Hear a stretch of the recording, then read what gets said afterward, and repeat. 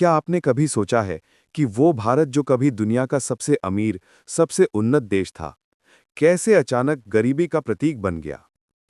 वो धरती जहां सोना उगता था, जहां ज्ञान, कला और व्यापार की नदियां बहती थीं, कैसे बन गई एक अंधकार युग की कहानी? ये कहानी है उस साम्राज्य की जिसने सभ्यता के नाम पर हमारी पहचान मिटा दी। ये कहानी है ब्रिटिश एम्पायर की, और इसका नाम है एन एरा ऑफ डार्कनेस, यानी अंधकार का युग। साल 2015। ऑक्सफोर्ड यूनियन के मंच पर खड़े हैं भारत के एक राजनेता, शशि थरूर। उनकी आवाज गूंजती है कि ब्रिटेन को अपने उपनिवेशों से माफी मांगनी चाहिए, क्योंकि उन्होंने सिर्फ देश नहीं, आत्माएं भी लूटीं। पूरा हॉल तालियों से गूंज उठता है। वो भाषण दुनिया भर में फैलता है, और उसी से जन्म लेती है ये किताब, एन एरा ऑफ डार्कनेस। अध्याय 1, भारत की लूट, the looting of India. Tharoor अपने किताब की शुरुआत एक सवाल से करते हैं कि ब्रिटिश राज को शासन कहें या लूट, क्योंकि 1700 में भारत का विश्व जीडीपी में हिस्सा था 23%, और 1947 में जब अंग्रेज गए तो वो घटकर रह गया 3% पर। सोचिए, दुनिया की अर्थव्यवस्था का चौथाई हिस्सा भारत के पास था। हम रेशम, कपड़ा, मसाले और कला के निर्यातक थे। लेकिन 200 साल के ब्रिटिश राज के बाद हम बन गए कर्जदार, भूखे और टूटी आत्मा वाले लोग। थरूर इसे द ग्रेट ड्रेन कहते हैं।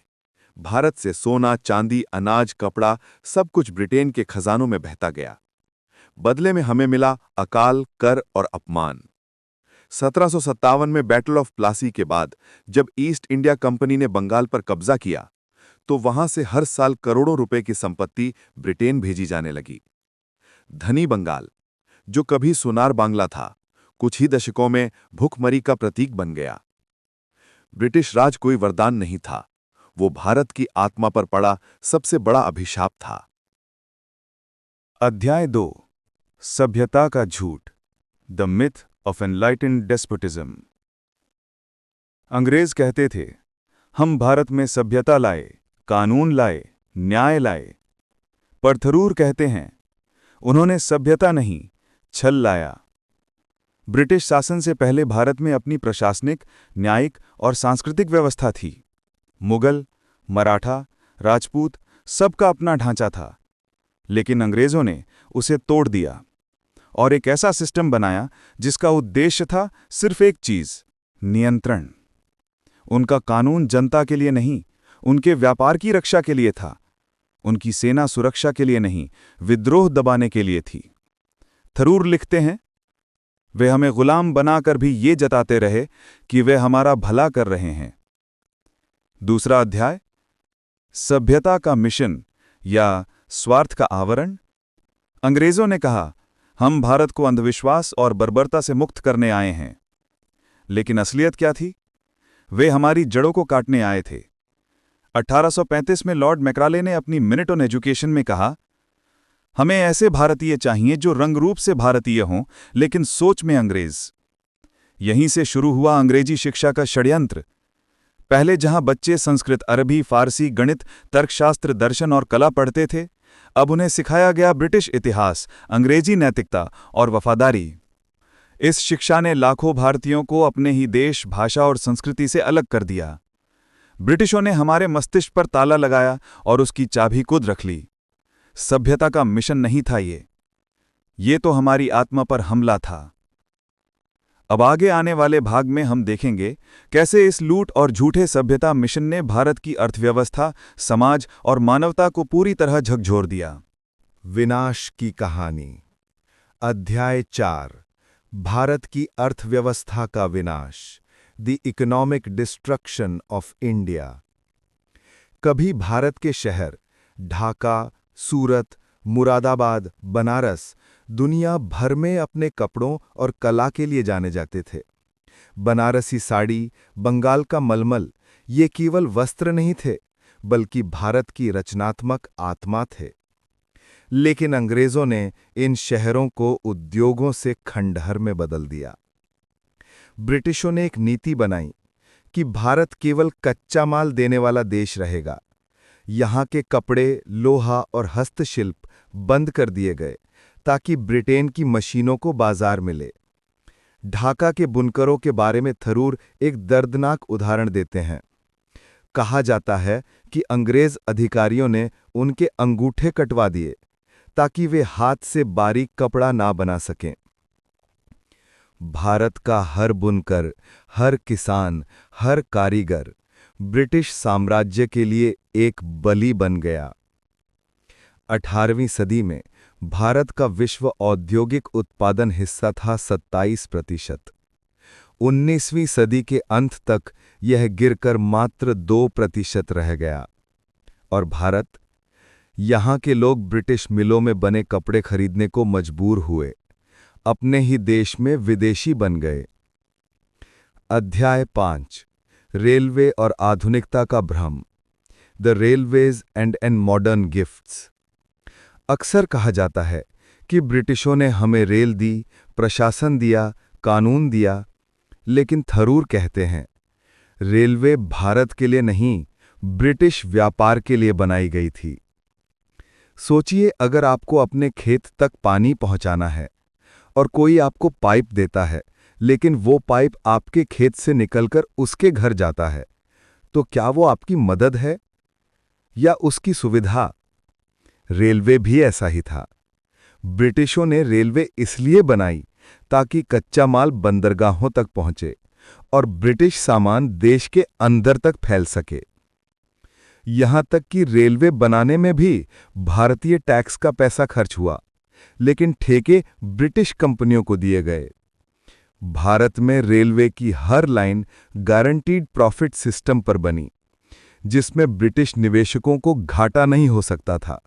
अगर नुकसान होता तो भरपाई भारतीय करों से की जाती।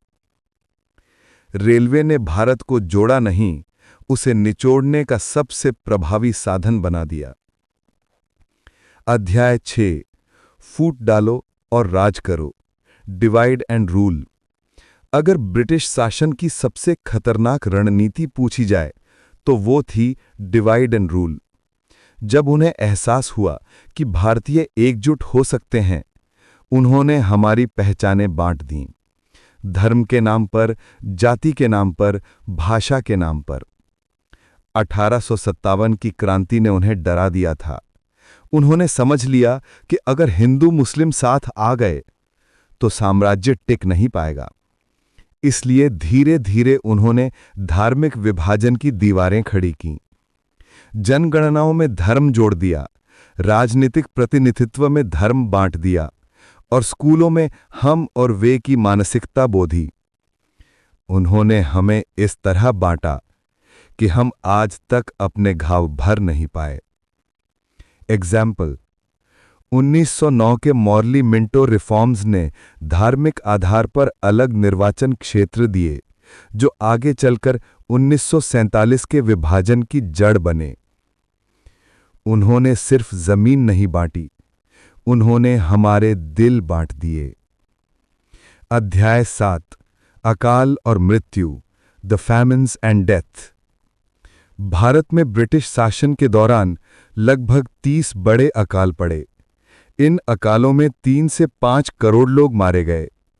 लेकिन यह सिर्फ प्राकृतिक आपदा नहीं थी, यह नीतिगत हत्या थी। सबसे भयानक था 1943 का बंगाल अकाल, जब 30 लाख लोग भूख से मर गए। अनाज था, लेकिन ब्रिटिश सेना के लिए जब्त कर लिया गया। विंस्टन चर्चिल ने जब रिपोर्ट मांगी गई तो कहा, if food is short, why hasn't Gandhi died yet? अगर खाना कम है तो गांधी अब तक मरे क्यों नहीं? थरूर लिखते हैं, ये अकाल नहीं थे, ये ब्रिटिश नीतियों के हाथों हुआ जनसंहार था। उनके साम्राज्य की दीवारें हमारे खून से सनी थीं और वे उसे सभ्यता कहते थे। इतिहास के इस हिस्से तक आते आते भारत केवल टूटा नहीं था, वह जला हुआ था, भूखा था और थका हुआ था। लेकिन इस अंधकार में भी एक चिंगारी बची थी, आजादी की। भाग 3, आज़ादी, जख्म और सच्चाई।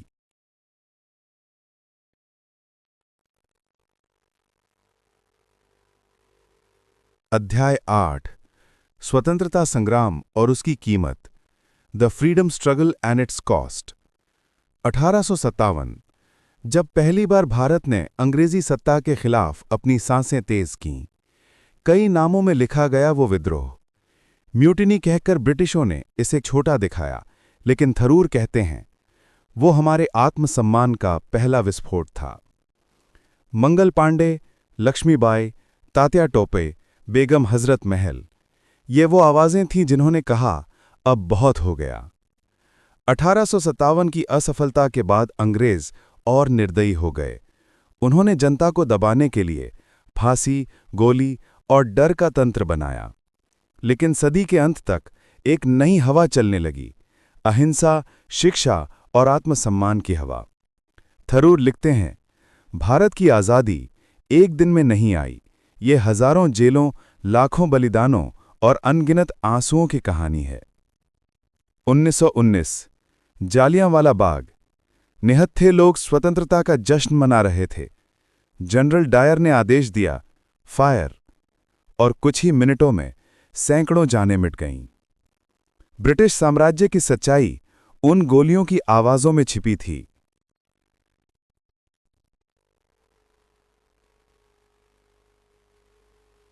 अध्याय 9 विरासत, जो मिली और जो खोई, द लेगेसी। 1947 अंततः भारत स्वतंत्र हुआ, पर साथ में मिला विभाजन, दर्द, लाखों मौतें। ब्रिटिश चले गए, पर उनके छोड़े जख्म रह गए, गरीबी, प्रशासनिक असमानता और सबसे बड़ी बात, मानसिक दास्ता। कई लोग कहते हैं उन्होंने हमें रेल, संसद, न्यायपालिका दी। थरूर जवाब देते हैं, हां, लेकिन वो सब उन्होंने अपने हितों के लिए बनाया था, भारत के लिए नहीं। आज़ादी के बाद हमने इन्हीं संस्थाओं को अपने अर्थ में ढाला। लोकतंत्र, संविधान, स्वतंत्रता, ये सब हमारे संघर्ष की जीत थी, ना कि ब्रिटिशों की देन। अंग्रेज चले गए, पर वो हमें बांटने की आदत देकर गए।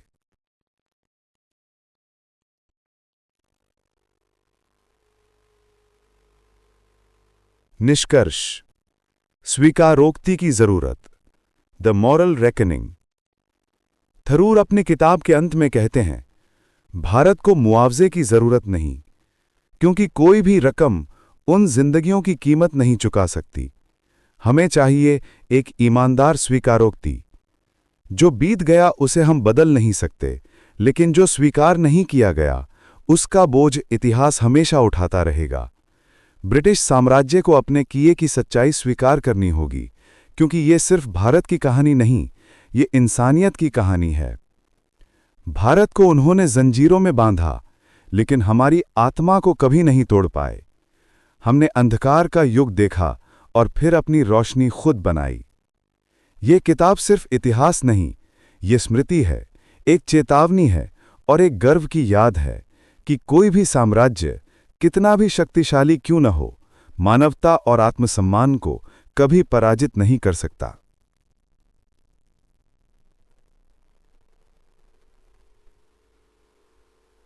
समाप्ति, द लाइट आफ्टर डार्कनेस। उन्होंने हमें अंधकार दिया और हमने उससे अपनी रोशनी बना ली।